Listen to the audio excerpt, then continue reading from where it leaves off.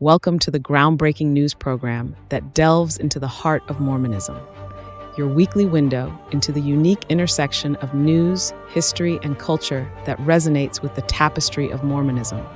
So, whether you're tuning in from the heart of Utah or joining us from around the world, your favorite news program starts now, where news meets insight and the stories of our faith unfold. Welcome, everybody, to the latest episode of the Mormon Newscast. I am joined by my esteemed colleagues. And when I say esteemed, that pipe certainly fits the bill. Mr. Radio Free Mormon, how are you tonight? I'm just great. Thank you very much for asking, Bill. Excellent. And Rebecca Biblioteca, how's your evening going? I feel like I need an accessory. If he's going to have a pipe, I'm going to have to come out, maybe a very long cigarette holder. I'll bring it next time. Look on top of your head. That is my prop. You're right. But I'm not chewing on it. And I'll just That's your decision. I'll just stick with the bad hair for the day, and that'll be mine. So you look great. It's Halloween, and everybody loves Herman Munster. And that's what I'm going for. So good evening to both of you. Good evening to our audience. Here we go. Episode of the Mormon Newscast. It is October 28th, 2024. And I will put up on the screen our top stories for the night. So we're going to start off with Radio Free Mormon talking to us about what's been going on recently with politician Mike Lee and freedom of the press. Then we've got Rebecca Biblioteca will run us through Book of Mormon video series that has finally come to an end, and we'll talk about that.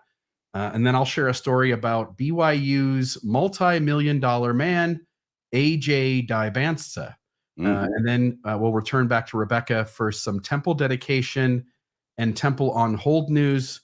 And Rebecca will finish the night giving us an entertaining story from Mormon-themed Halloween costumes. So RFM, with that, you have control of the screen. Of the guy. Take us through it. All right, great. Well, there's been a lot of hubbub about something that Mike Lee had said about the Daily Universe and about a story that they had written. And I had heard about it, but I decided I needed to dig into it if I was going to cover this story tonight. And what I wanted to do very first was to look at the story that all this, it's causing all this controversy. It was in the Daily Universe. The title was Utah Women Rally for Reproductive Rights, Voter Action. It's by Dagan Bius, October 17th, 2024. Now, I have highlighted in yellow the phrase reproductive rights. It's not highlighted in the original. I highlight it for a reason, and we'll see what that reason is later on. And I highlight it throughout the article as well. Green Wave Utah hosted a rally on Utah's Capitol Hill on October 12th, aiming to empower women to vote and stand for their rights to reproductive care. On the hot Saturday afternoon, taiko drums rang across the south side of Capitol Hill and welcomed attendees to hear from local politicians and advocates. Members of the community showed their support for women's reproductive rights in the state of Utah. Now, if you're keeping track, that's 3 times this expression has been mentioned, including in the headline, and not being quoting anybody else. It's not a quote from anybody else. This is put in there by the journalist and published by the Daily Universe. I'm bringing that up because eventually, I find out that that's what the controversy is about. Darlene McDonald, author, Democratic National Committee woman, and social justice advocate, spoke about the 14th Amendment of the U.S. Constitution, stating that this is not just an issue of the right to abortion.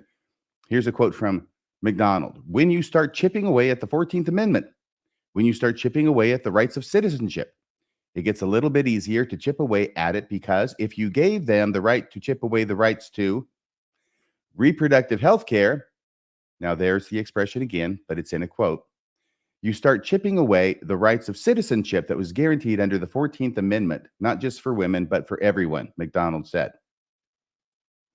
BYU alum and president of Young Democrats of Utah, Emma Fetzer, encouraged women to unite when their rights are under attack. Fetzer asked attendees to talk to at least 3 people today and ask them if they have a plan to vote and to share their reason to vote. Once again, this is the article from the Daily Universe, published October 12th, 2024. The rally concluded with remarks from Carolyn Gleich, the Democratic nominee for U.S. Senate in the Utah 2024 race, against Republican nominee Representative John Curtis. In her speech, she cited her motivation for running for office as the change she wanted to see. Our current leaders have failed us, Gleich said, and it might be Gleich, by the way.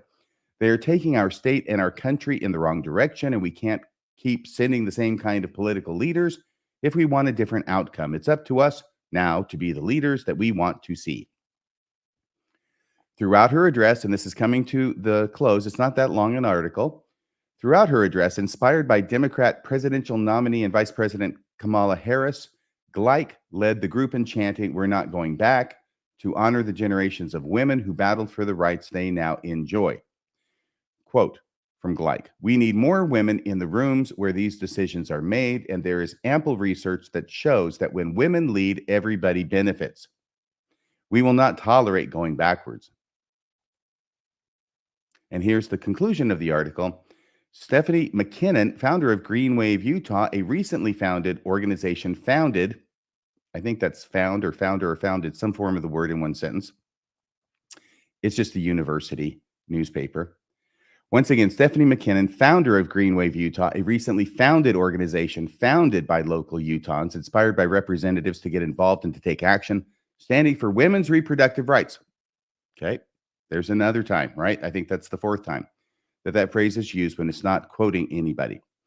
Was pleased with how the rally turned out and encouraged anyone looking to get involved to come to the Women's March on November 2nd at Washington Square in Salt Lake City. Final paragraph, a quote from McKinnon. "Everyone's voice is important and we want everyone heard," McKinnon said. "It's not just about one group or one issue. It's about everyone being able to be represented and heard." And that's just what I think was conveyed here today. Okay, so there's the article, The Shot Heard Around the World.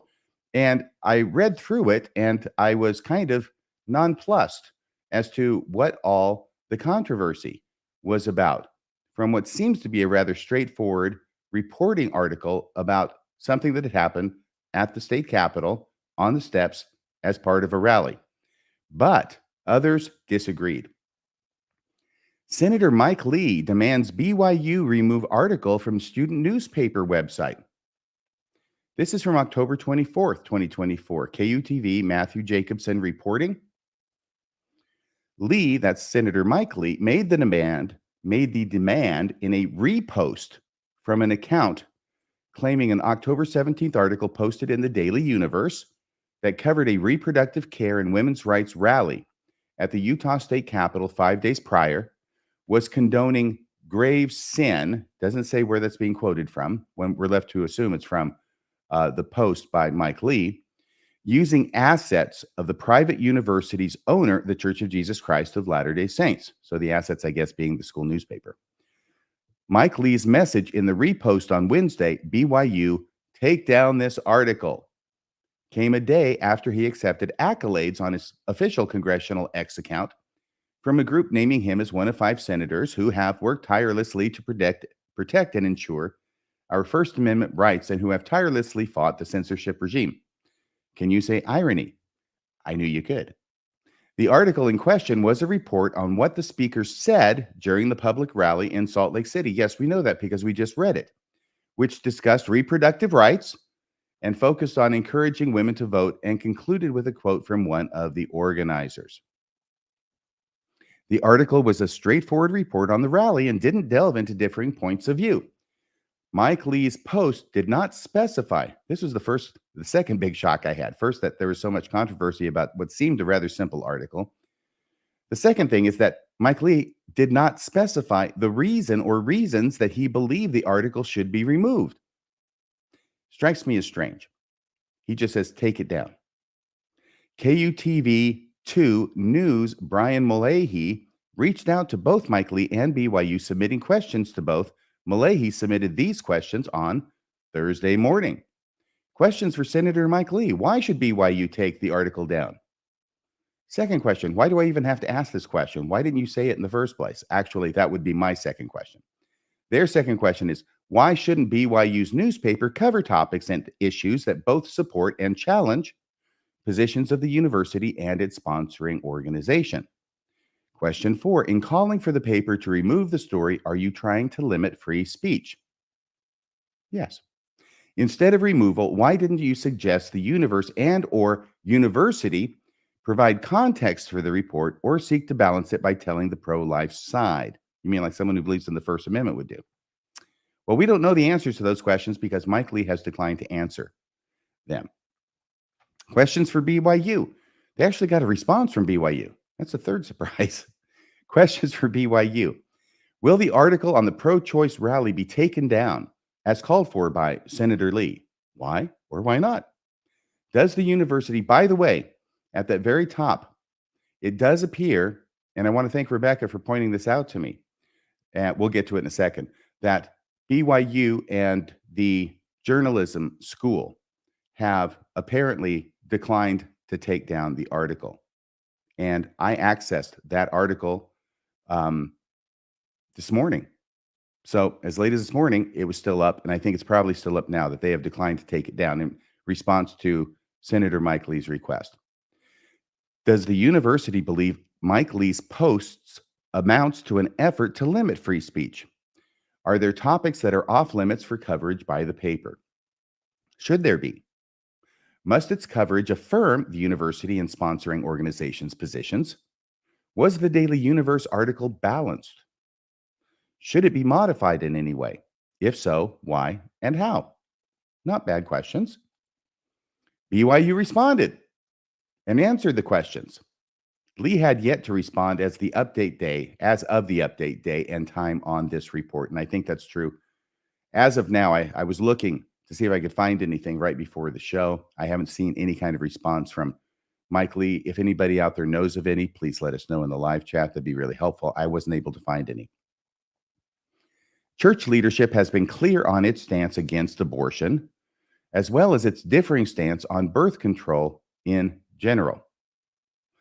Decisions about birth control and the consequences of those decisions rest solely with each married couple. According to the church's manual, elective abortion as a method of birth control, however, is contrary to the commandments of God. Despite church direction leaving family planning to families, and despite the event being held at the Utah State Capitol building, there was a swift social media backlash from anti-abortion advocates who stated the BYU student shouldn't have covered it at all. And I'm guessing that's the person whose name we read, who wrote the article. With Mike Lee's being one of the latest and more prominent voices in that group. So he's not the only one saying that. Lots of people are saying that apparently down there in sunny Provo. The Daily Universe article remained in place as of the most recent update time of this report.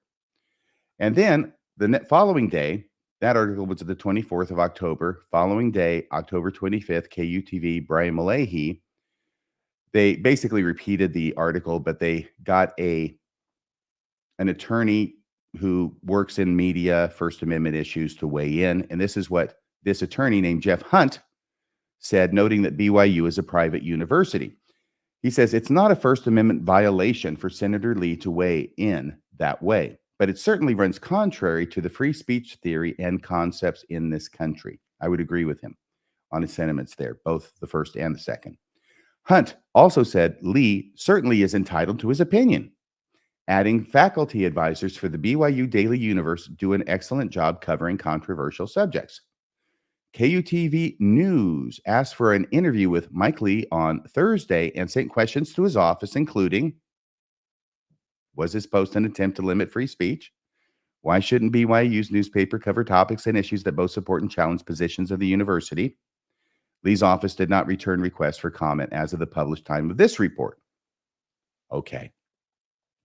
And then we have a little bit less than a minute of some video dealing with this issue. Sometimes it's interesting to see what other people have to say in addition to just hearing me report on it. The story at BYU raises questions over journalistic inquiry, free speech, adherence to faith, and Senator Lee's urging to his alma mater. I can't imagine possibly having a baby inside of me and wanting to do away with that. BYU senior Brenna Bolar, who opposes abortion and is the mother of little Ella, whose 1-year-old birthday is today, also says, I think that we shouldn't really censor what students are reporting on. I think hard conversations are the best way to actually have productive conversations. Students should have access to news, but I think it should not be news that forces them to think one way or another. He's certainly entitled to his opinion, including his opinion that they should take the story down. Media lawyer Jeff Hunt says since BYU is a private institution, Lee's take down the article post is not a First Amendment violation, but, quote, runs contrary to free speech theory.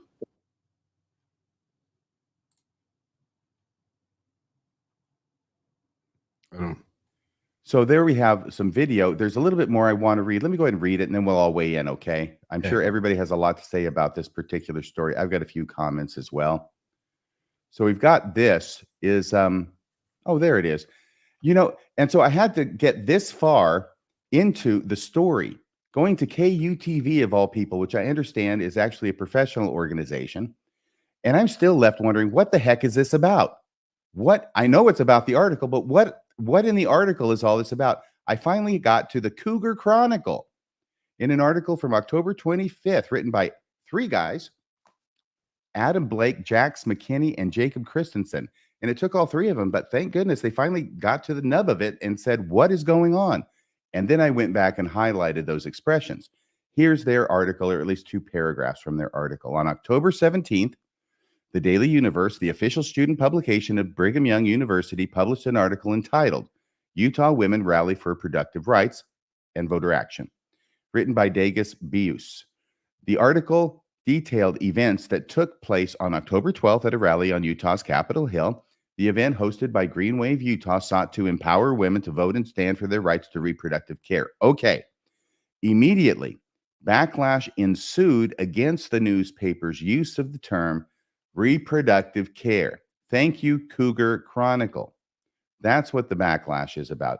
The newspaper's use of the term reproductive care, a pro-abortion euphemism frequently employed to advocate for the killing of the unborn. The term, used many times in the article, downplays and disguises the actual intent of the women's rally to call for the right to abort babies. Now, obviously, some of their own viewpoint is getting put into this article, but at least they told me what it was about. It's about the use and the frequent use of this term. And you were right, Rebecca. You said you remembered reproductive care. I saw reproductive rights. We don't have to go back over there and compare all those, but it's basically that idea: reproductive rights, reproductive care. And that's the article from the Cougar Chronicle. So thumbs up to you at the Cougar Chronicle for at least getting to the issue that everybody is apparently so upset about, or at least a lot of people are upset about. Okay. Oh, this is going on with their article. I forgot there was another slide. Hundreds of comments, continuing with the Cougar Chronicle, hundreds of comments flooded the Daily Universe's X and Instagram posts calling for BYU to do better. Senator Mike Lee of Utah took to X commenting, "Why do we have to put up with this at BYU?" In defense of the article and in response to Mike Lee, KUTV released a piece criticizing Lee for asking the article to be taken down, juxtaposing Lee's stance on free speech with his response, stating that the article was a straightforward report on the rally and didn't delve into differing points of view. And they didn't. It's this phrase that's causing all the concern.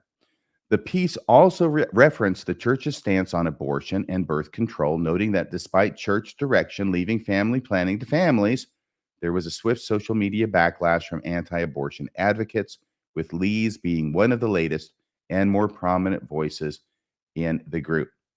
And here's the thing that Rebecca got us right before showtime. Actually, she'd gotten it to me this morning, and I didn't see it because it's my fault.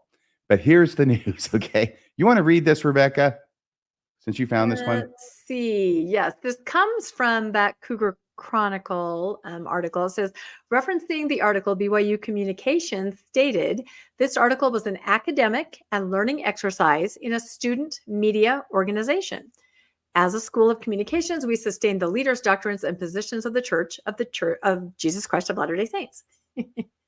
So what do you take it they're saying by this? First off, obviously they're genuflecting appropriately in the last sentence, but the first part, Yeah, I think the first part, at least they're trying to say, look, this is an academic journal. This is a newspaper where we are teaching students to report on stories. A journalist should be able to report on a story without, and not let their feelings be so strong. If it's going to be just an impartial, like you can write a story, man kills dog in the street. It doesn't mean that everybody should get up in arms that you might go kill a dog or that you advocate killing dogs.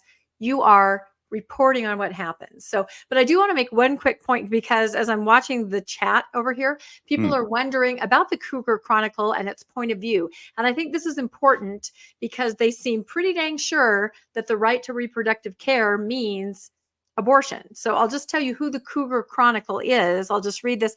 The Cougar Chronicle is an independently run student newspaper at BYU. So BYU has a long history of alternate newspapers. When I was there, it was the Student Review. Prior to that, it was the Seventh East Press. You have these great, great stories of papers that, just kind of do things on the fringe. But in this case, the Cougar Chronicle says our mission is to articulate and spread the conservative perspective to the BYU community through the lens of the gospel of Jesus Christ. And then they make sure to make you understand that they're not affiliated with the church. So I think they definitely say they are spreading a conservative viewpoint. So their article reflects that, I think, as they talk about this other article that's trying to be impartial. Well, I will tell you that I do agree with Hunt, that lawyer, Hunt, right? Ethan Hunt, who was talking about Mike Lee. And what he's saying is not a violation of the First Amendment in the sense that the government is not censoring. He's saying, take it down. He's not using the apparatus of government in order to do that. He's expressing his opinion. But then Hunt goes on to say, but it seems to kind of contradict basic principles of free speech. And that's where I get uncomfortable, because he is a United States senator from Utah. In other words, he is a part of the government apparatus that the First Amendment prevents from doing this kind of thing, doing it, not just talking about it, right? And he's a senator, for crying out loud. In other words, he's a pretty high mucky muck. He's not a local city council person down there in Utah somewhere, right? So he's in a position where he could do something, and he's talking about it, and it is just something that I think it was unwise for him to say that. Basic free speech, and I would say this about anybody from any side of the spectrum, okay? Basic free speech is you have the right to say what it is that you want to say, especially about political issues, under the First Amendment, though it's broader than that. It's not completely without limit. We all know that there are limits to freedom of speech, yelling fire in a crowded movie theater. We know that there are limits to freedom of the press, like defamation. So they can be sued successfully if they go beyond the pale, even though those are protected rights.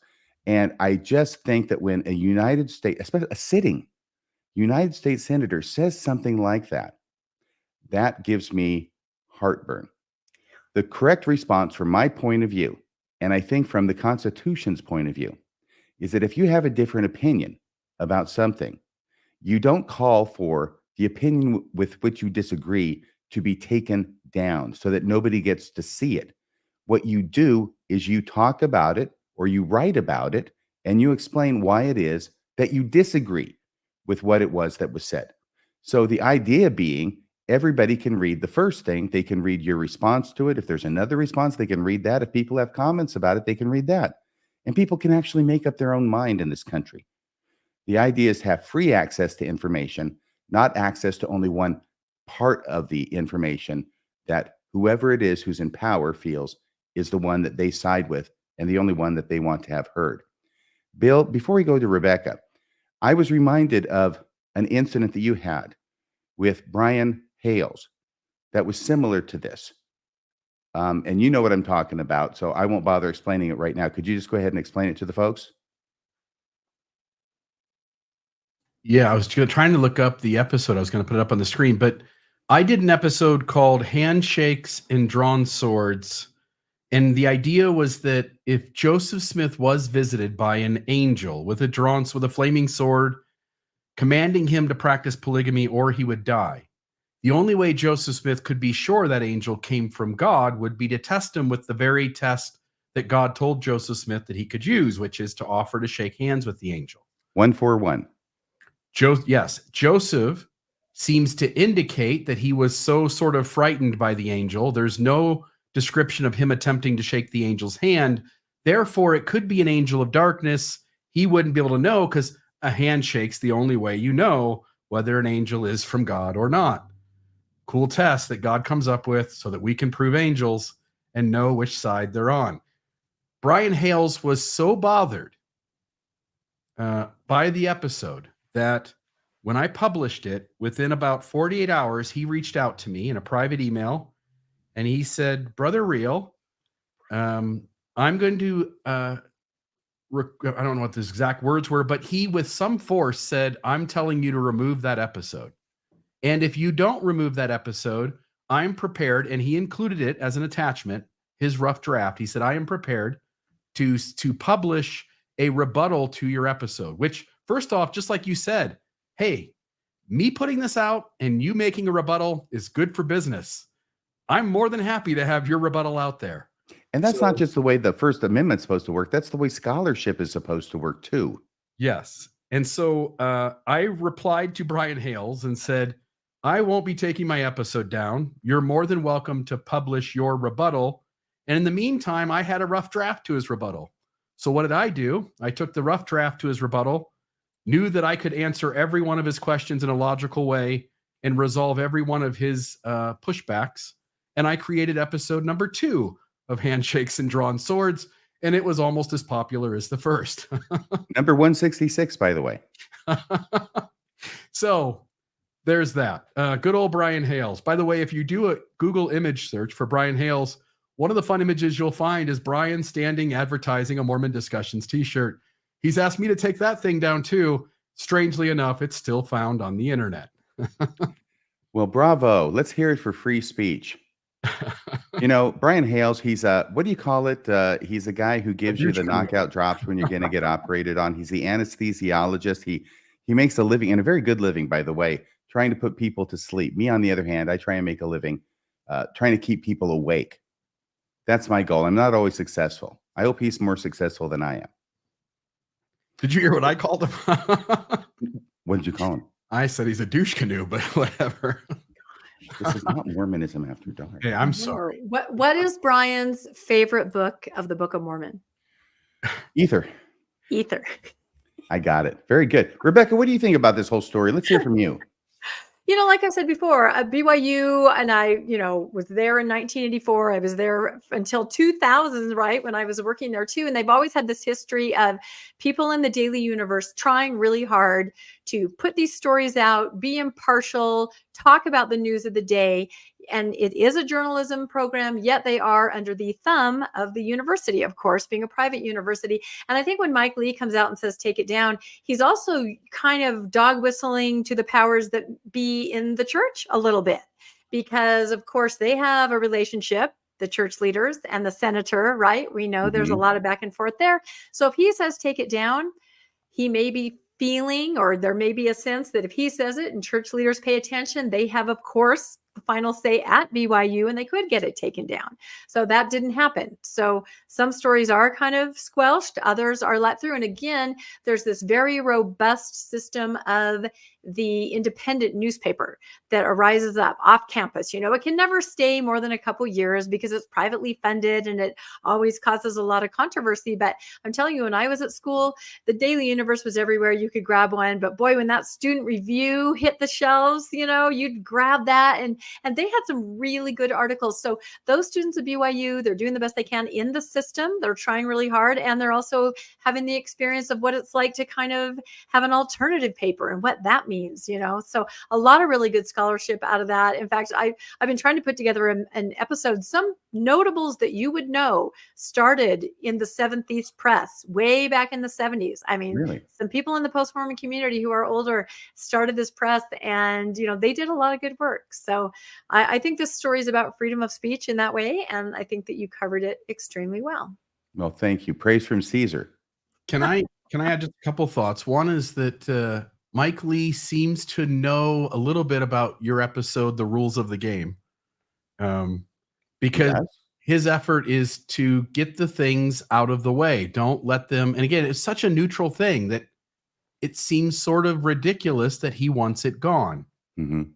He also seems to be signaling, at least in some level, I think he's signaling to the church, like, I'm church broke. I will fight for the church to be able to be extreme in its position, not even cover a taboo topic in terms of what conclusion you can come to, but not even cover the topic altogether. I also thought this was an interesting story to prompt all of us to consider the First Amendment, which protects freedom of speech, freedom of religion, freedom of assembly, freedom of the press. And in this instance, there's a little bit of a bumping into each other of freedom of the press and freedom of religion. And this is a good one to show that on this point, I think on this particular issue, the church wins. And its newspaper wins. If the newspaper wanted to remove it, the editors of the newspaper, I think you pointed that out in a conversation with me before the show, the church itself can say, we want this gone, and it would get removed. And nobody's going to be able to take that into the legal battle of arguing that that's freedom of the press. It's in this sort of protected space where it's under freedom of religion. That would take priority. But there are other moments where those two things bump into each other.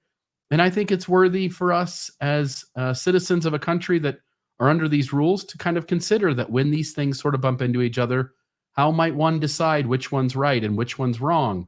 I think these are important moments just to consider sort of the forest from the trees of what's going on. And then lastly, philosophically, the LDS Church, its doctrine is we are against abortion. It's a violation of the commandments of God. But the church leaves family planning to the couple or to the member. That's also church theology. Now, that would seem to me to be sort of the same thing as saying, I don't agree with abortion, but I believe in people's right to make their own choices.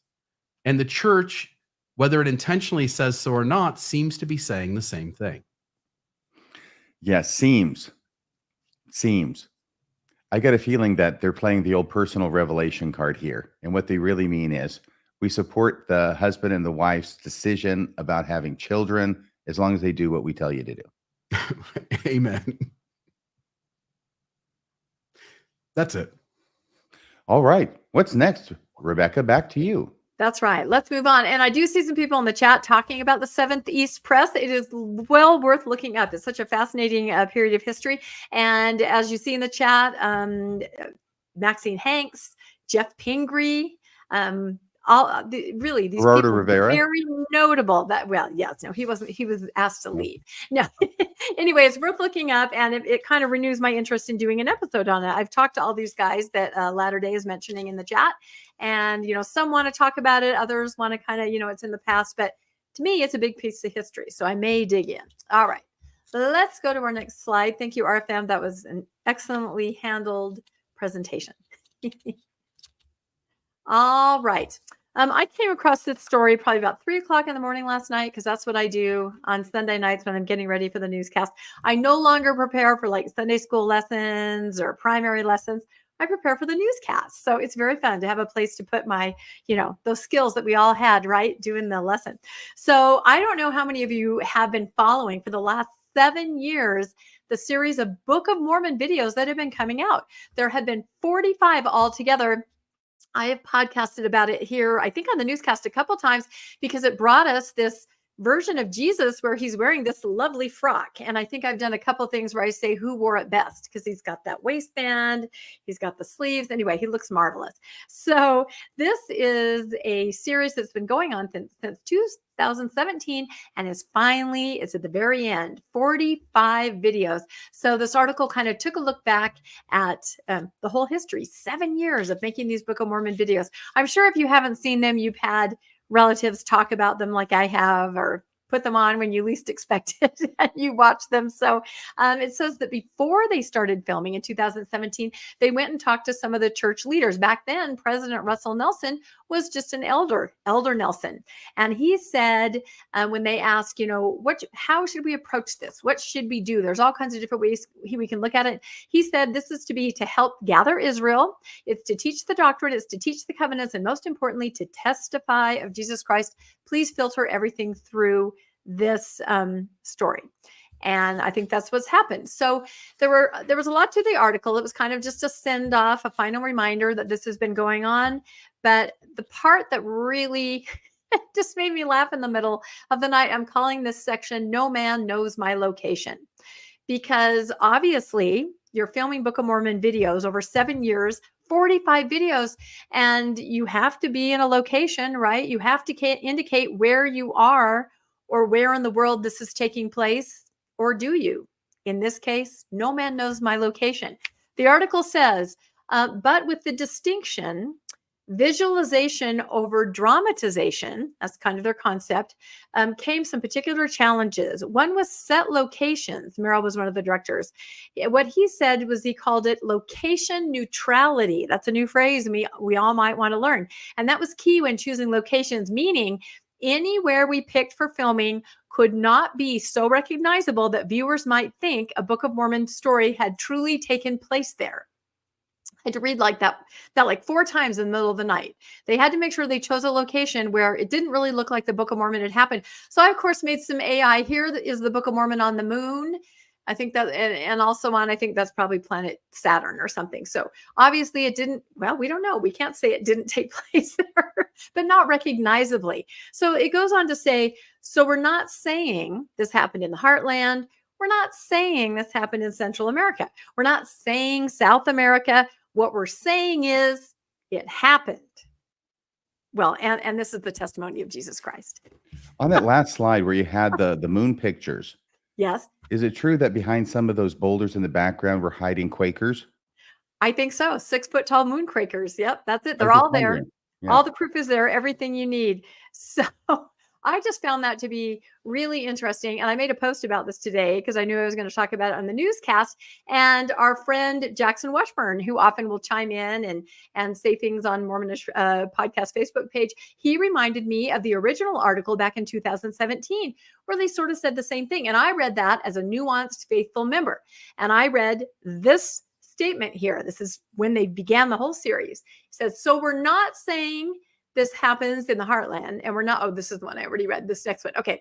The executive producer, Bill Elliott, said on the location neutral tactic, if the Lord hasn't shown it and the brethren haven't brought it forward, then there's no reason for us to speculate. So heaven forbid science bring it forward or archaeology bring it forward, but until the Lord or the brethren bring it forward, we're just not going to state where it is, and we're going to take great pains to have our videos made in a place that looks nothing like the Book of Mormon. So I don't know. What do you guys think about this? It just struck me as really if among the brethren haven't brought it forward, excuse me, if you include Joseph Smith and Oliver Cowdery at a minimum amongst the category of brethren, then yes, they have brought it forward. And Zelf, he brought it forward in a big way. Heartland, baby. Yeah. That's what they said. Yeah. Anyway, Bill, any thoughts on that? Could you name 3 professional Book of Mormon archaeologists in the current moment in 2024? Is there ones that haven't gone out to look for evidence and then kind of walked away and sort of said, no, I can't? I know of some researchers out there, but researcher writer. Yeah. I can't name the members of the General Relief Society either. No, and Cardinellis can't even. Not even. That's right. So anyway, I just thought that was interesting. The other thing that stuck out in this article, and then we'll get on to Bill's. This was very interesting. I'm calling this "Miracles for Me, but Not for Thee," and this is another inspiring story from the article about the Book of Mormon videos. And the directors say, time and time again, we saw miracles while shooting scenes along the Oregon coast of Nephi, building a ship. Okay. For example, Merrill said smoke from a mountain forest fires, those pesky forest fires, significantly obscured the beaches that they'd planned to use. But the cast and crew moved forward with faith, and the smoke cleared during filming. The day they wrapped, Merrill said, the smoke came back in. So forest fires causing smoke, they can't film. Suddenly the smoke pulls back, they film, and then the smoke comes back to where it was. So, I'm sure that all the people who lost homes and lives and property are very inspired by that story. Well, I know. And it goes on to be even more inspiring. It says, afterwards, I got home. This is the director talking. And I looked back at the historical satellite footage, and you could see in the satellite footage of this area right on the beach where we were that we were protected. We had ministering angels there who were helping us, supporting us. And we saw a miracle on that shoot. So I tried to do AI of angels. They kind of look like seagulls, but if you get in close, they are angels. So while people were losing homes, pets, hopefully not lives, while firefighters and helicopters were risking their lives at great peril, the ministering angels, it seems like they often make this kind of a call where they go for the car keys or the Nephi boat building shoot, and that's where they went to save the It's day. a beach. There's nothing to burn. Yeah. It was the smoke. It was in the way of the shot. Okay. Yeah. Anyway, You know, a lot of people, a lot of professionals, really high-end movie directors and producers put smoke in the shots intentionally. Exactly. And wet concrete because it looks better. Yeah, you're absolutely right. So anyway, those were just two funny takeaways from that article, but 45 videos out there if you guys want to go check them out. The entire story of the Book of Mormon. You know, I like your expression about no man knows my location. I thought maybe no man knows my geography. Even better. No man knows my hemisphere. Let's just make it wider. Yes, absolutely. Nobody knows the trouble I've seen. How about this? A little known fact in that had the Jesus guy. They had to have him for quite a while in the movie. And it's a little known fact that actually they had to change actors for Jesus halfway through because unfortunately the first Jesus died during filming. Is that true? They waited 3 days and there he was. He wasn't back, so they had to move on. Yeah. Well, one thing we do know, RFM, is how much money BYU is paying to secure certain athletes. So, we'll lead into the story by giving you at least a little bit of information. In the past, college athletes had no access to money. In fact, if they took any sort of payment from anybody, they could be under penalty. The school could suffer consequences. Schools could have their victories turned into losses, any championships taken away. But in recent years, the U.S. legal system has deemed that college athletes have a right to their name, image, and likeness, the NIL.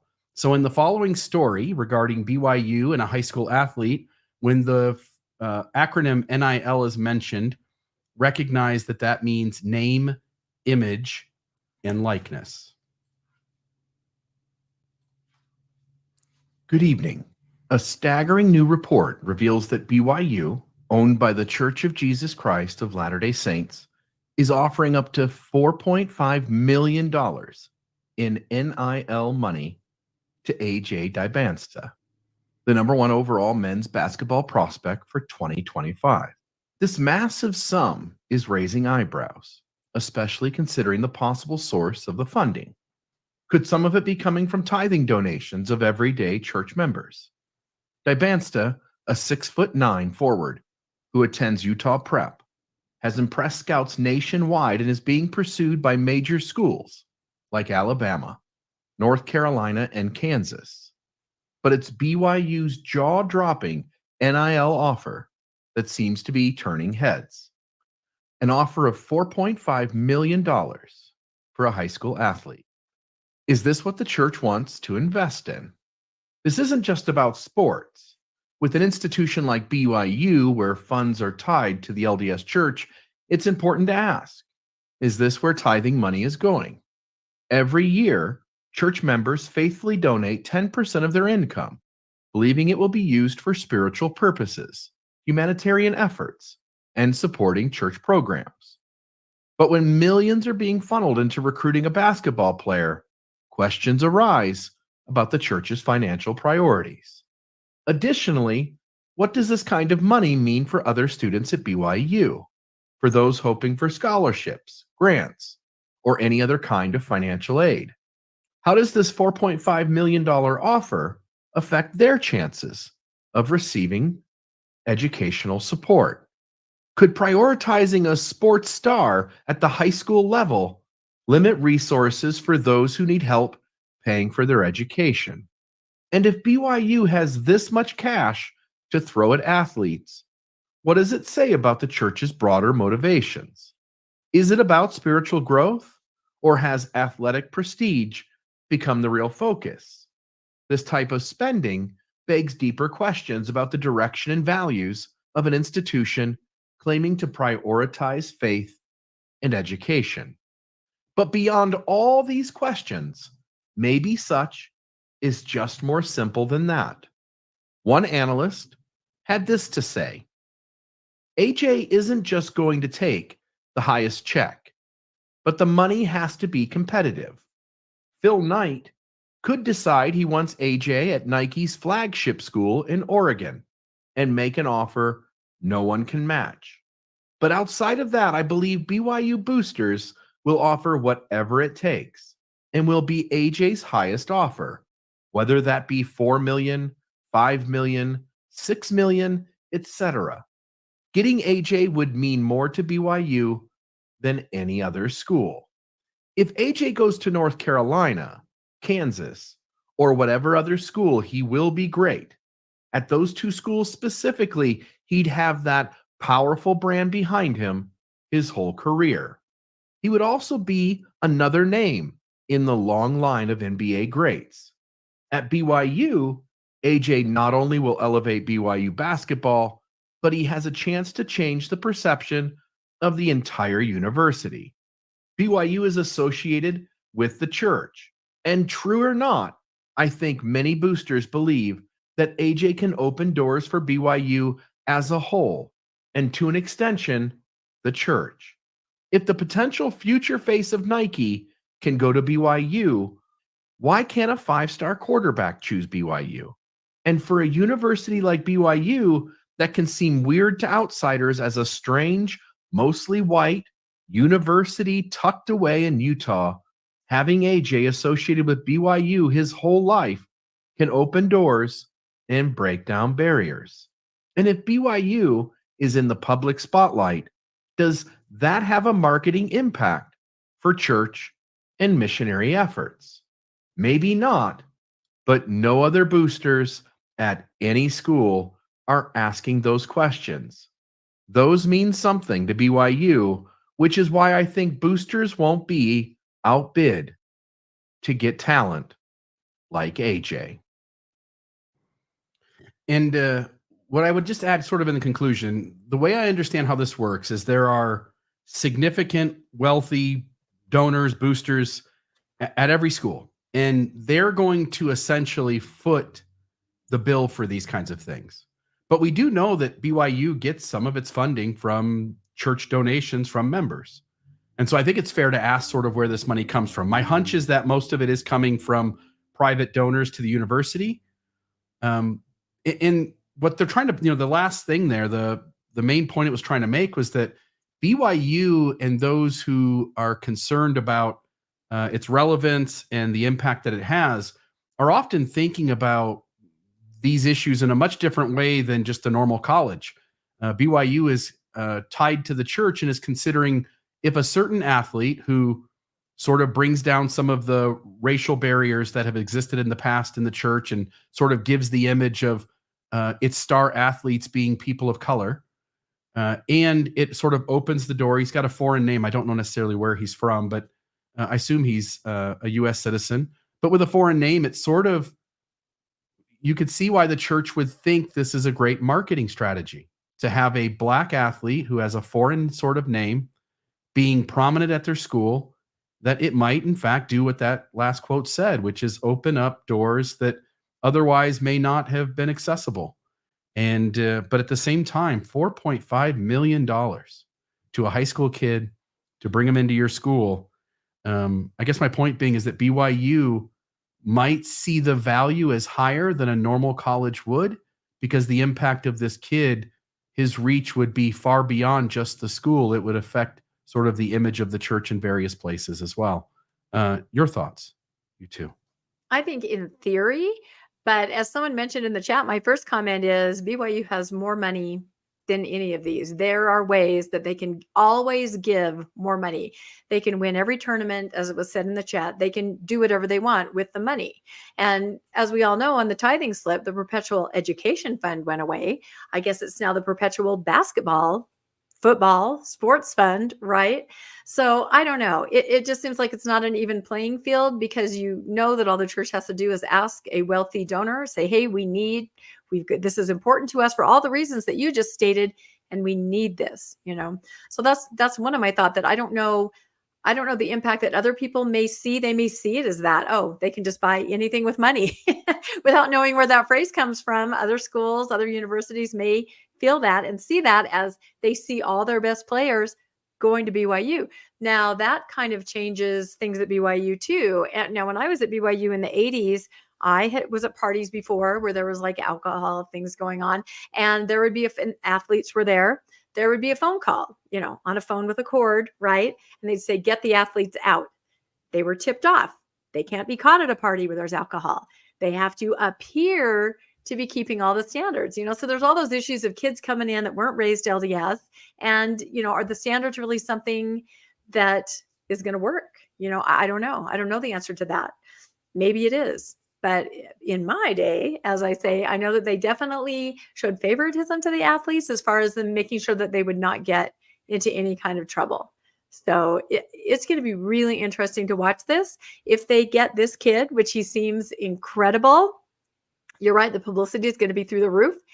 And when they get the next kid, and pretty soon we're going to be taking every tournament, every game, everything. So whether that's good or bad, I don't know.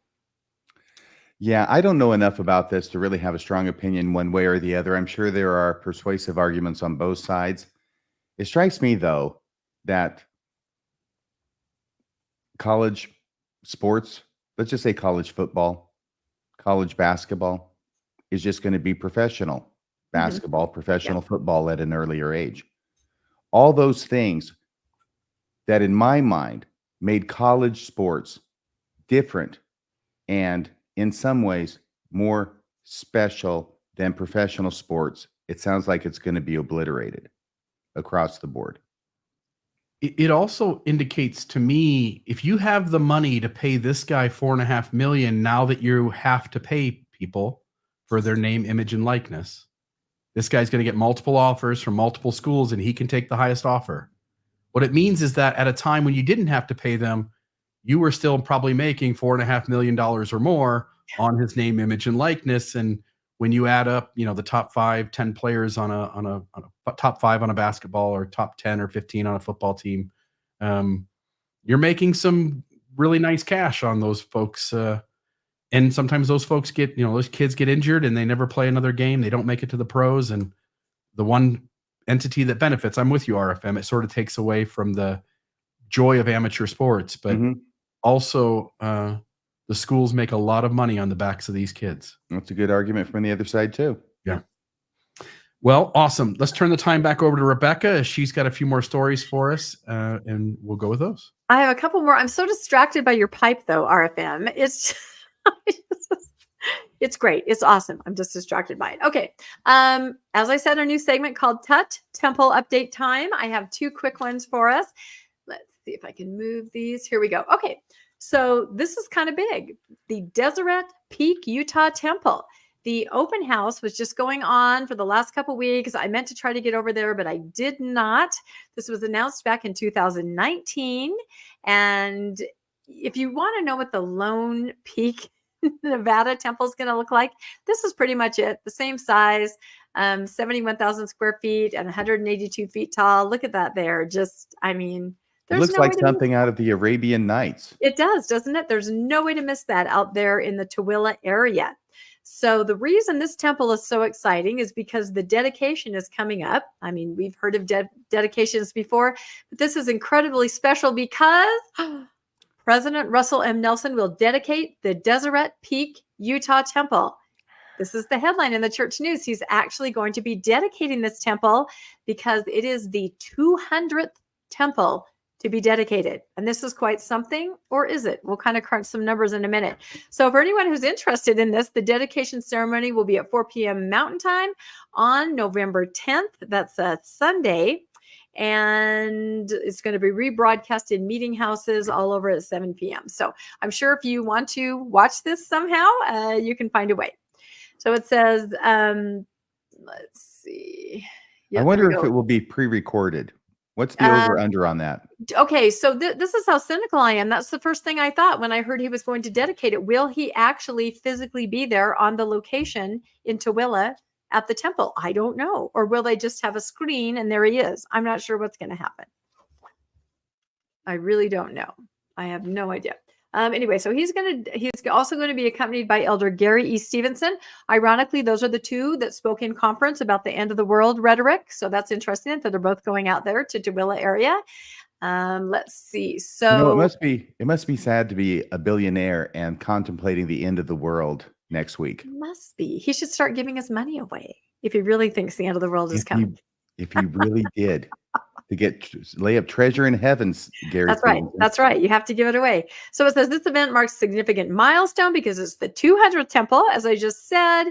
It's located in Tooele, Utah, and it has been a beacon of faith and community ever since the announcement by President Nelson on April 7th, 2019. Or has it?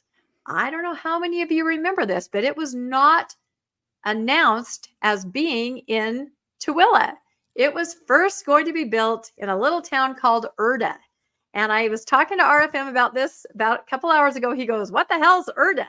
Well, Erda is a big story, and Mormonish is putting an episode out on this. Look, I shamelessly plugged myself, but it's a fascinating story. I'm calling it The Little Town That Said No, because they did. Is the temple in Erda? It is not. It is in Tooele.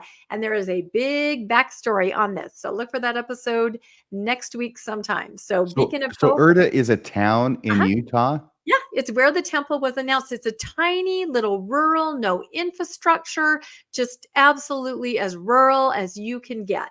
Where is it located? What? I'm sorry, I was asking, where is it? It's about 20 miles from Tooele, where the temple is now. But the temple is going to be built there, and a massive high density residential community there with the size acreage lots that the town doesn't support. And so the town kind of said, well, no, we love the temple. We just don't want the housing. Where is the temple now? Exactly. So we'll see how that all panned out later on. But yeah, it's a really interesting story. The little town that said no. So again, at the end of this article in the Deseret News, they reiterated it. Why are we building temples at such an unprecedented pace? The prophet asked in October 24 General Conference. And I also take exception to the word building.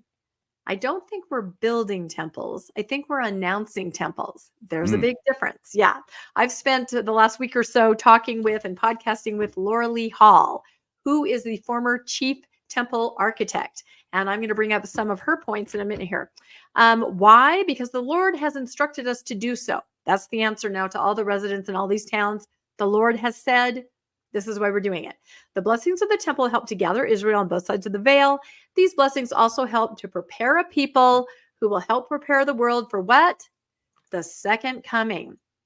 So again, they're talking about this is very close. We need more and more temples for the second coming. And the Lord has told us to build them, which is why I made this amazing AI of Jesus literally bursting into flames. You don't even need a spire because you have flaming Jesus on top of the temple. There it is. It's like Johnny Storm. It kind of is. That's exactly right. So what do the numbers actually show? That's what's really interesting. And they're probably too small for me to read. So I'm going to have to read them all. Or you know what? I'm going to make you, can you see them? Oh, there we go. Okay, there we go. I can see them better now. Okay, so these are temple stats. And as I talked to Laura Lee Hall, she made this really interesting point. She said, how many temples are actually being dedicated and built each year? She goes, when I was the chief temple architect for a number of decades, we could crank out about 6 to 8 temples. And I started thinking and I started kind of Googling, and yeah, it's the same, 6 to 8 temples. Although they are announcing copious amounts of temples, the amount of temples that are being built remain the same. And according to Laura Lee, she's like, we don't have the infrastructure in the church because it's a centralized system of construction to create more than that many temples. We don't have the pipeline. You just get stuck right there. Now, we do have prefab temples now for the smaller ones that are around the 10,000 foot. Those are manufactured in China. I don't know if I ever told the story. Maybe I did, but my co-host on Mormonish, Landon, people had always said, where are these pieces manufactured? He does work all over the world in construction. And so he was gosh, was he in Korea, Japan, somewhere? Anyway, talking to a company. And the company said, oh, yeah, we do a lot of work for the LDS church. And he's like, right away, got his pen and paper and his microphone. You do? And they said, yeah, we make those prefab temple pieces that they use for the pop-up temple. And Landon's all, hot damn, there it is, right out of the mouth of the people that make it. So yes, there is the prefab temple. So those go up a little quicker, but go ahead and Google. There aren't as many as you would think. So these stats kind of show it. We have prophet, tenure, announcement, groundbreaking, and dedicated. Okay. So I took it back to Hinckley, of course. So President Hinckley, prophet for 12 years. Within that 12 years, oh my gosh, I don't think I can read it. RFM, can you take us through it? Because it's just too blurry kind of on my screen for some reason. Can you see it and unmute yourself? Gordon B. Hinckley was the prophet. The tenure was basically almost 13 years. Right. He announced 79 temples. There was groundbreaking for 81 temples, but I think the important stat that you're aiming for is dedicated were 77 temples. Yeah, and those are numbers that are all within a range of each other, right? They're all, maybe a couple fell through the cracks or something didn't get built, but it's all right there within 4 temples with each other, and 77 were dedicated. I think that's 6 temples a year. Yeah, exactly. This is what Laura Lee was trying to tell me. She said there is a procedure and there's a pipeline, and it seems like they have not changed that to meet this incredible need that we'll see as we go through the stats. So then what happened when President Monson was the prophet? Well, he was a slacker. He was prophet for basically 10 years, and there was 35 temples. So that's 3.5 temples a year. Yep, exactly. And he announced how many? 37? I'm sorry, announced 45, groundbreaking on 37. And he built, what was that number again? Sorry, 35. my screen is so blurry, 35. And again, those numbers are all kind of within a range of each other that you would expect. You announce maybe some, something happens, they don't get built, some are built. It seems like that's pretty normal, okay? So now let's read Russell M. Nelson's stats. This is where it gets really interesting. Yeah, he's around 7 years as prophet, and 185 temples announced. Wow, that is more than, I think it's more than both of the 2 prior prophets before him. So Gordon B. Hinckley announces 79, Thomas S. Monson announces 45, and Russell Nelson announces 185 temples. Groundbreaking for Gordon B. Hinckley was 81, which is the same as Russell Nelson, currently at 81. But let me see here. And dedication, 77 for Gordon B. Hinckley. We talked about that. Thomas S. Monson is 35, and Russell Nelson is 40 temples. Yeah, what do those numbers say to you, RFM? Isn't that fascinating to see it spelled out like that? Gordon B. Hinckley was much more on the job and I'll tell than you Russell why. Nelson is. Yeah, in his era, and this is when Laura Lee was the chief architect, his concept was, we've talked about this before, and I've done an episode on it, the kind of hometown temple, the neighborhood temple, the smaller temple, that you could do a couple sessions, and then, as he explained, run the vacuum, and then turn off the lights and go home. It wasn't a big production. So he did build 45 of these kind of little mini temples in his tenure. So he announced them with the intention of seeing most of them built. He would see the groundbreaking, and then he would see them built. I feel that Monson did the same thing. He announced them with the capability to see it all the way through and to build it. There was a plan in place.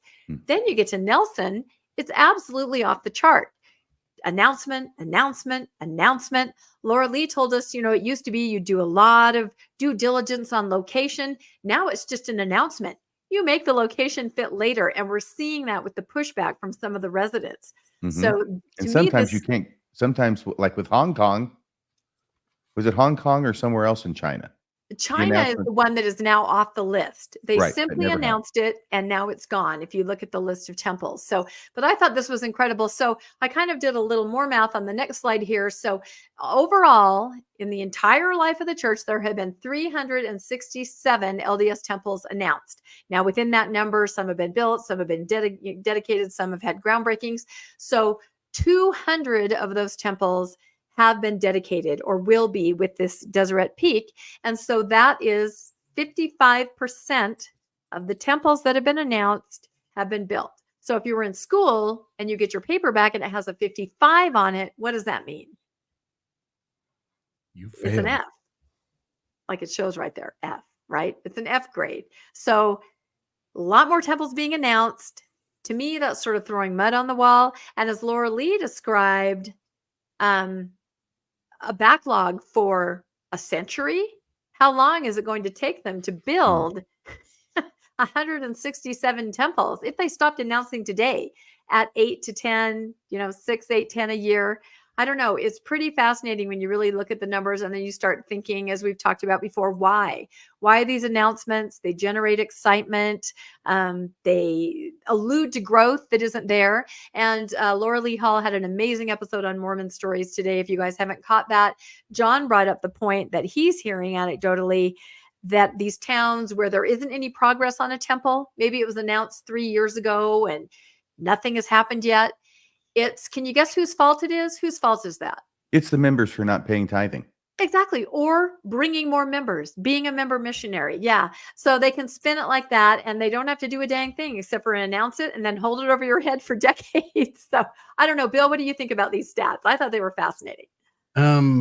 It is going to be interesting to watch the leaders going forward if they sort of go like, I have no use in announcing anymore. What's going to take us a decade. I mean, Nelson was announcing around 26 temples a year.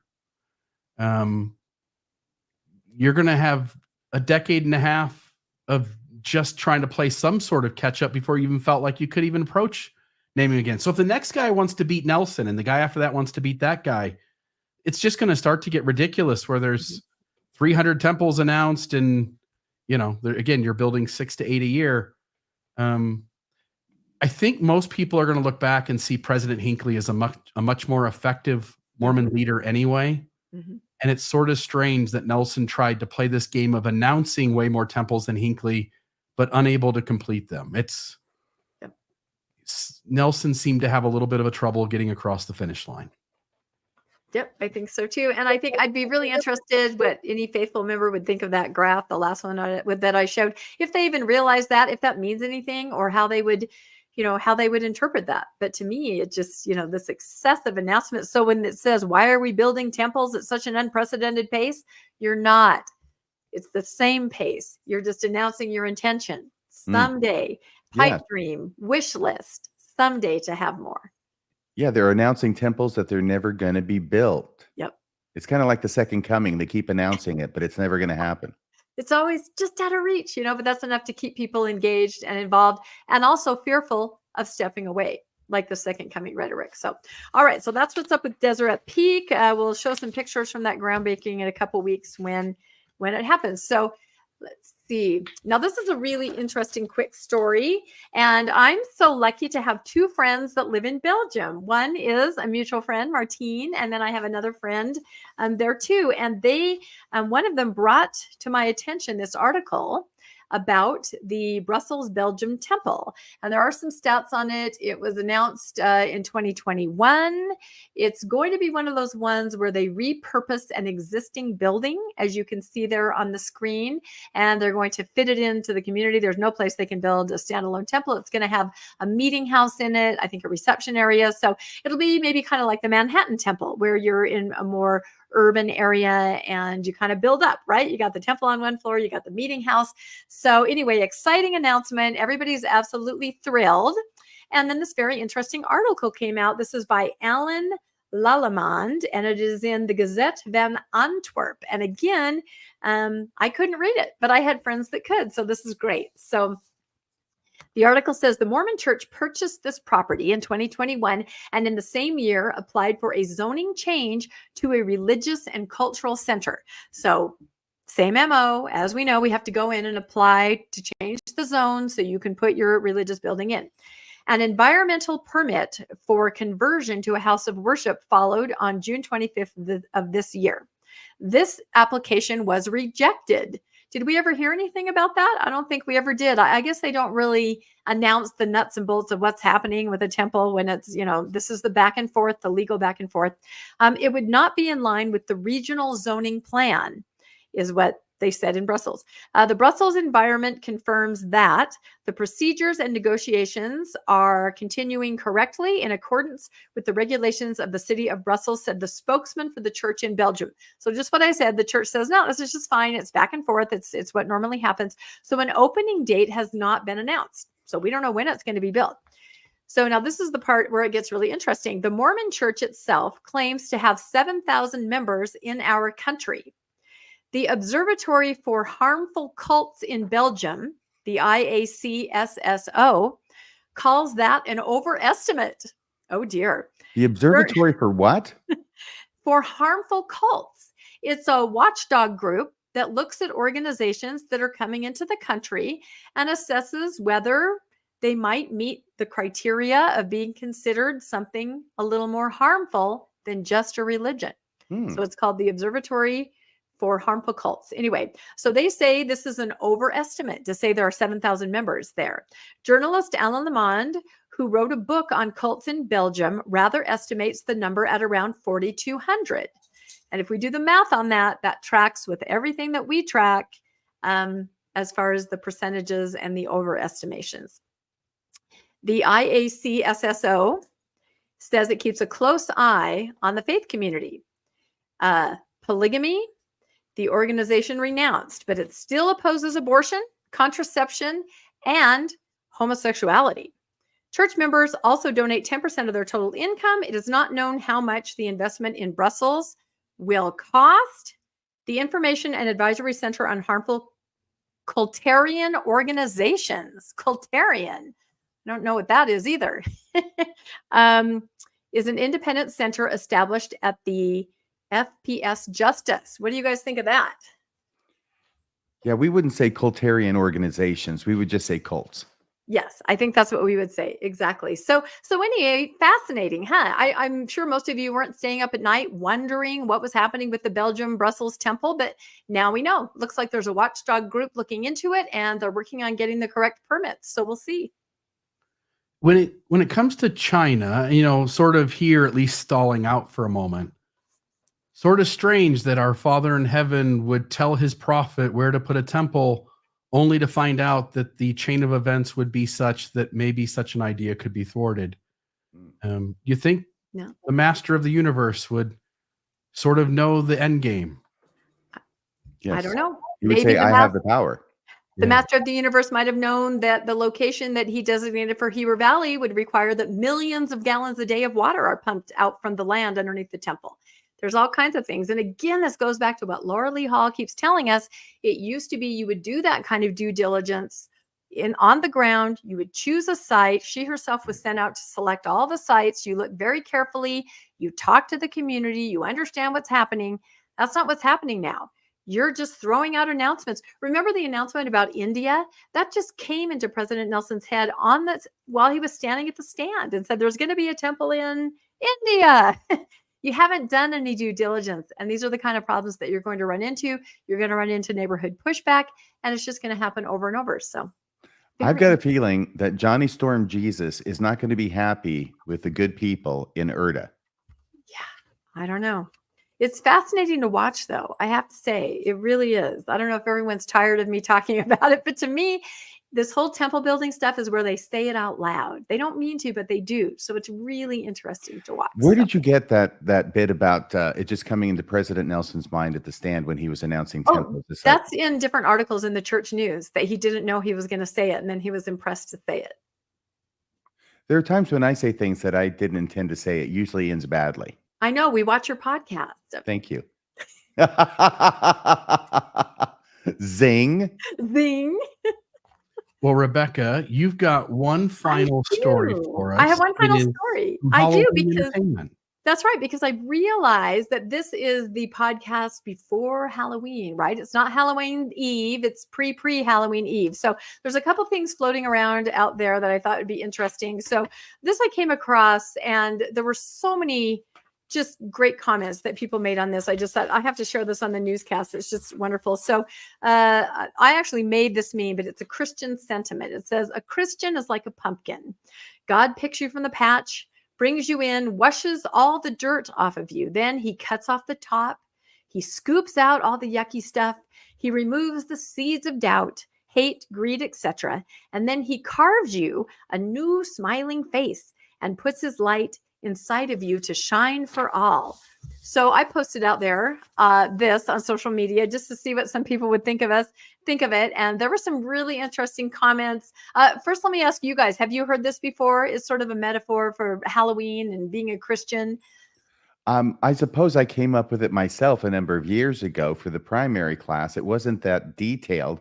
And I'm wondering, what the heck is this cutting off the top crap? That is a They questionable don't, thing. yeah, I they don't don't get the metaphor. analogize that to anything. Don't either. I think I know what it means, though. It means you cut off your head and get rid of your thinking skills. That's a great, yeah. Everybody had a different take on that. Any thought, Bill, before I read these quickly? No, I've never seen this pumpkin analogy, although it appears that what it happens is you, like you say, cut the top off, take all the brains of the jack-o'-lantern out, and then force it to look the way you want it to. And then you can put any facial expression on it because that's the one it has to carry for you. Yeah, I mean, this is just metaphor gold. So somebody said, so he takes out everything of substance, leaves a shell, and then carves you into an image that he prefers. Interesting. Exactly what you said, Bill. And then someone else wrote, and then the squirrels eat you, which I thought was really good. Somebody else said, and then he leaves you on the front porch to decay and throws you in the trash when you've gone bad and will never give a second thought to you again. And I have to say that one of our favorites in the chat, Diamond Dave, said, that sounds like my last relationship. So I guess that might have been it. Somebody else said, and throws you away when the shine is gone. Yep, that's a good one too. Another contributor said, I like myself so much better today, and I love life now that I regrew myself after being hollowed out by the church.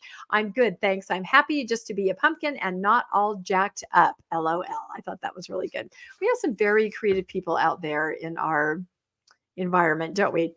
And then one of my friends wrote, Jesus wants me for a pumpkin, right? A jack-o'-lantern to shine for him each day.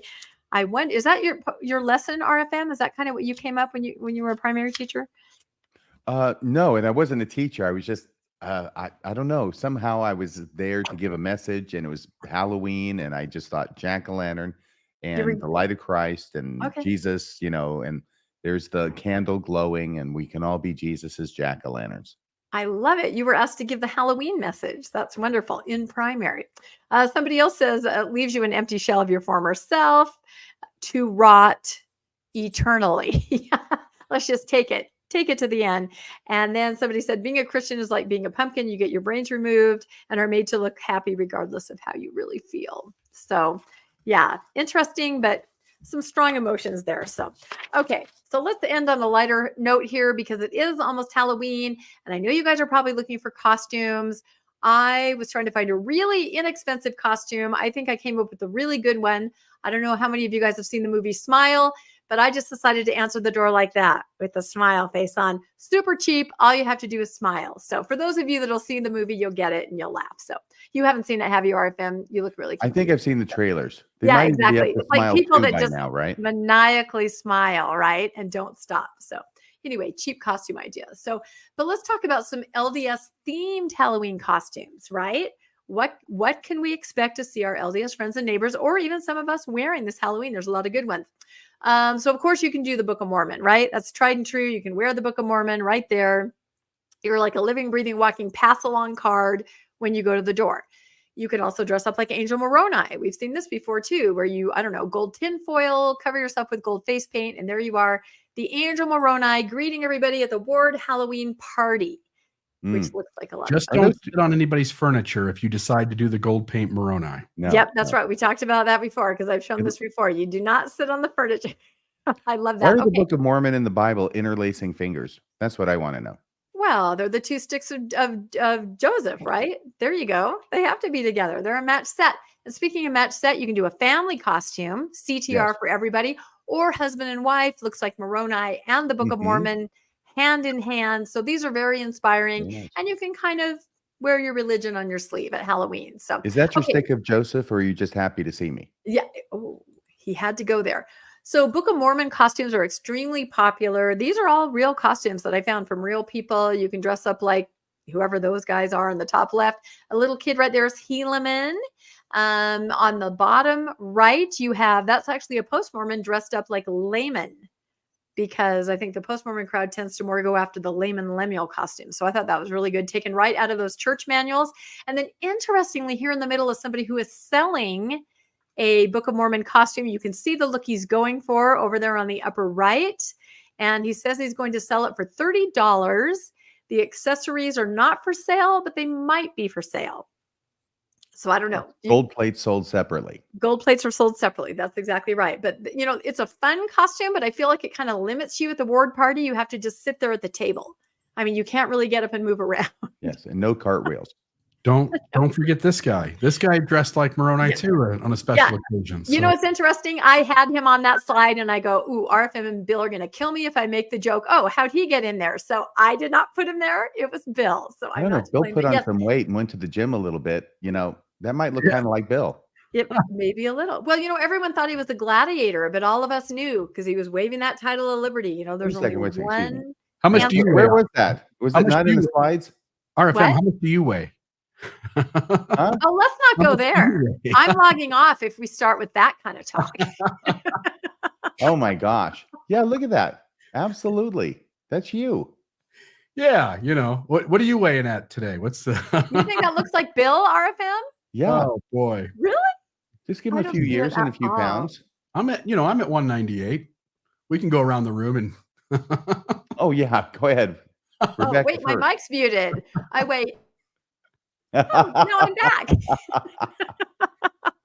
Well, Bill, I'll tell you how we can settle this. Next week, please wear, I know you have one, a gladiator costume on the air. Yeah, but he's like, yeah, no. And it looks remarkably like this costume. Mine's for special parties. So. I was going to say, I know you have one. Whether or not you want to break it out for this, we're not. I would tell you how much I weigh. Mormonism after dark. I'm sorry. I tell you how much I weigh, except the scale broke the last time I stood on it. Yeah. All right, let's get through the rest of these costumes. Okay, so missionary, that's a good costume. Believe it or not, a lot of people who aren't LDS think it's cute to dress up like a missionary. So you got the tag, the backpack, you got the helmet. Over on the right, ooh, zombie missionary. That's kind of a good one. They painted their faces all gray, Walking Dead missionary. And you can see they have tire tracks across their white shirts. Do you see that? Like they've been run over and come back as zombies. Now, this guy, I don't know what happened there exactly or what he was going for, but something. I'm not sure. I don't even know if this is a costume. Like I said, I just found it on the dark web. I have no idea what it is. Let's move on. Polygamy is a big one. When I was at BYU, I was asked to participate in a polygamist costume. There was one of my family home evening brothers, and he gathered all 37 of us family home evening sisters, and he goes, let's go to the dance.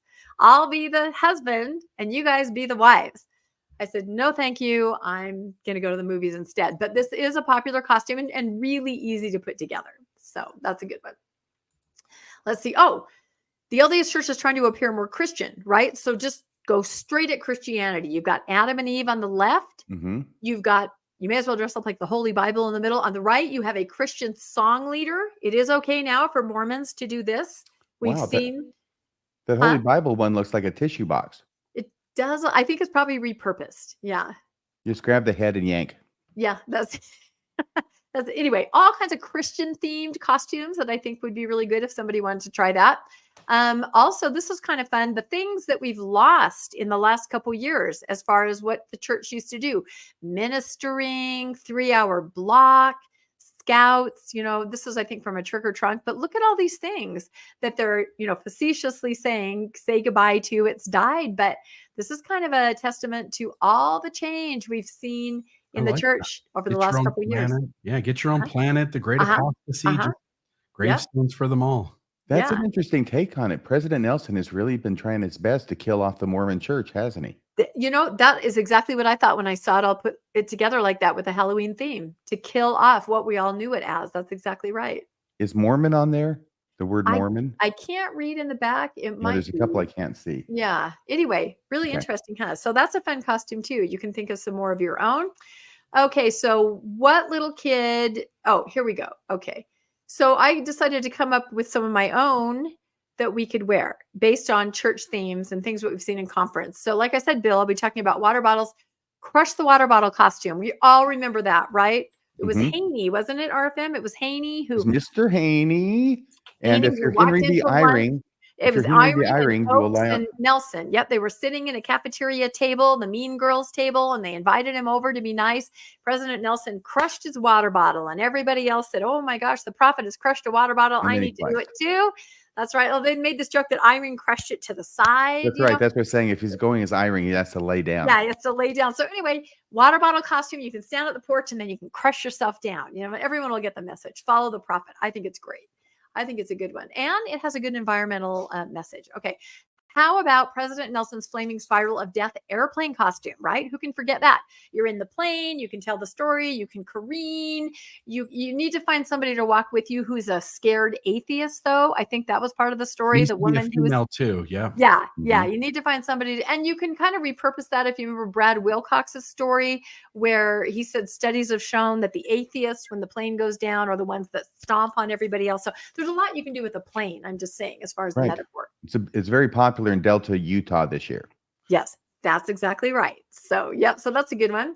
Okay, here's a couple's costume. Who can say no to this? The Rock and the Hat couple's costume. One of you go as the hat, one of you go as the rock. You kind of walk around, you block the light, you see, I can see a lot of possibilities for this cute couple's costume at the word party. I like it. I thought we were having a visit from Joanne Worley there for a Yeah, second. it kind of looked like it a little bit, but no. Yeah, feel free, Sounded like anybody, to use any of these ideas. I think they're brilliant. So, I okay. love it. Who doesn't love a kid dressed as a horse, a pony? There you go. Of course, these are, Mesoamerican ponies, otherwise known as the tapir, but adorable ponies. Your kids can go as a pony. Or if you're a Heartlander, your kid going as a pony would look more like this. That's a deer. You can do it whichever way you want to do it. But again, adorable children on Halloween, costumes for everybody. Okay, here we go. Think Celestial. These are real t-shirts. You can just wear a Think Celestial t-shirt. And now, of course, look over to the right. You can wear a Think Celestial cutoff tee. That's for men and women, right? Those garments, when they come out, Q4, are going to be for men, the wife beater, and women. So that's kind of a cool costume. Here's somebody who said, Think Celestial. He crossed out the Celestial and said, Think is a good start. Kind of makes a statement. I don't know how much candy you would get, but at least you're kind of saying what you think. So that's a good one. I like the light bulb. Do you know how many Mormons it takes to screw in a light bulb, Rebecca? You don't have to, because it's all gaslight. Yes. Very good. Very good. The other one I like is the answer to that same riddle about how many Mormons it takes to screw in a light bulb is I think it's 2. One, or to change a light bulb, right? Yeah. 2. One to change it, and one to say that it was never changed. That it was never changed. Those are the greatest jokes ever. This is so fun. Okay. Oh, here's a good one. The versatile stay on the boat or stay in the dinghy costume, right? You're literally in the boat in this costume. There are many, many metaphors that we've heard at conference about staying in the boat, staying in the dinghy. I'm on a cruise ship, all that kind of stuff. A lot of them. So it's a very versatile costume. I love it. That looks like a rather elaborate costume, and maybe I know she's got straps, right, going up with there, because I'm thinking that would be hard on your back. It would be hard for me to She's hold got something straps. like She's literally in the boat. that. About Okay. as in the boat as you can get. That's the whole point. Okay, so then we had the last conference. I don't know if you guys paid attention to Elder Bradley. He's just barely started using his middle initial. Is it L? L Wilcox? I'm not even sure who we're talking about. Is it E? Brad Wilcox? But he now goes by Wilcox. Elder Bradley, and he put his initial in for gravitas. L, I Mhm. think it's L. No, That should deflect the criticism. it should, absolutely. Anyway, so he made this comment. He said, you can't be a lifeguard if you dress like the other swimmers on the beach. So to Right. me, that says he wants everybody to dress like lifeguards. So here we go. With the Brad Wilcox stamp of approval, you can all dress like lifeguards. For those of you that are not old like me, this is Baywatch. This was an amazing program way back in the day. That's the Hoff standing right there. Feel free to dress like a lifeguard for Halloween. There it is. Did you watch this show, RFM? Never. Never. Great No. writing. I never That's watched great this show. writing. Never watched this show. But I know it's David Hasselhoff. The Hoff. David, and he was from Dark Rider. Yep. Knight Rider. Right. Knight Rider with his car Kit. Knight Rider. I never Uh-huh. watched that either. But it was very famous. And then there's these other 5 people, and the blonde is famous. It's not Pamela Lonnie Sue. Anderson. What is it? Pamela Sue. Pamela Sue Anderson, Yes. Lonnie's daughter. Yes. Kidding. I think so. Or is it No, just I'm kidding. Pamela Anderson? Pamela Sue might have been Nancy Drew. Oh, I'm getting them all mixed up now. Anyway, she's now known as the most beautiful woman in the world because she's, I think, in her early 60s and she doesn't wear makeup and she's absolutely gorgeous. So somebody tell us in the chat. I think it's Pamela Anderson. Yeah, not Sue. Pamela Well, the Anderson. Hawk's still looking pretty good. He looks great. You know, he's a recording artist. Did you know that in I Germany? had no idea. He's like #1 on the charts in Germany and he's known as the Hoff. It's kinda awesome. Really? Yes. All right. Well, what I want to know is with it's Bradley Wilcox, right? Yeah. Since he's in the Young Men's now, what are the oh my gosh. Hang on a second. I'm going to say what are the Banana Splits doing for a drummer? Oh my gosh. You made me make that terrible meme. Stop.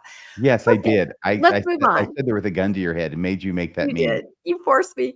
Okay, let's move on. We're almost finished here with the costumes. Okay, this is the one that everybody's wearing. This is the brand new one that's just out this year because it's a brand new concept. This is the Steeple Doctrine costume. Look how adorable these children are. I mean, can you just see all these little steeples running around the neighborhood? And the beauty of it, of course, is that at night when it gets dark, oh my gosh, you don't need a flashlight. It'll literally light up the entire cul-de-sac. Your entire party can just follow you around in your steeple costume. So I think those are great.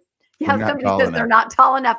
Well, consider these kids are like 3 feet tall. So for them, it's twice as tall. So higher, lighter, brighter. Anyway, the Doctrine of the Steeple costume, I think those are great. So, but I will tell you, this is for real. Those were all pretend. The #1 costume on social media this year is the Secret Lives of Mormon Wives costume. All you need is a blue coat or a baggy dark sweatsuit. You need a swig drink, possibly a box of Fruity Pebbles. If you've watched the show, you know what I'm talking about. But everybody is going as the Secret Lives of Mormon Wives. You just need a blue coat. That's it. Back to you, Bill. All right. Awesome. Thank you, both of you, for those stories tonight. I hope we'll see some of those costumes out and about here in a few more days. So I hope so too. Just got a few more. I did want to turn some time over to both of you. I'll start with you, Rebecca. What is the Mormonish podcast working on? Ooh, we have a scary Halloween episode coming out on Tuesday night at 6 p.m. Mountain Time, and it is about the fate of the mob, the Carthage mob, right? There's all kinds of rumors about what happened to the men who were involved in the mob. And there's one that's even buried near me. I went on a field trip to the grave site. So we have some amazing stories about these men who were involved in the martyrdom. And we have Ganesh, one of our favorite returning guests, Ganesh Sharian, who's going to be on with us. So it'll be really entertaining and probably informative too. There was a lot I didn't know and probably a lot you guys don't know either. And that's going to be on Tuesday night at 6 p.m. Mountain Time. Excellent. Radio Free Mormon, you just released an episode. Any thoughts on that or anything else you want to share that coming up, maybe mention Mormonism Live's episode as well?